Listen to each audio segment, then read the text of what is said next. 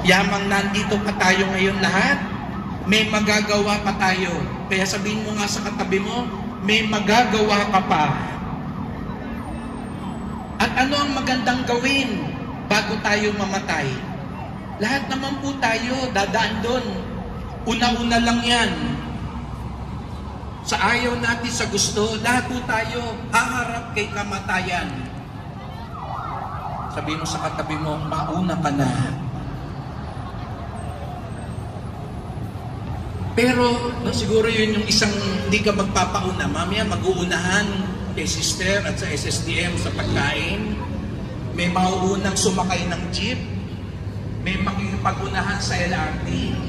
Pero sino kaya sa akin na makikipag-unahan sa kamatayan? Pero ano yung magandang gawin? Yung mga santo po, ang kadalasan natin iniisip, pinagdandaan nilang kamatayan dahil ipinagtanggol nila at pinanindigan nila ang pananampalataya. Katulad ni San Lorenzo Ruiz, ni San Pedro Calungsod,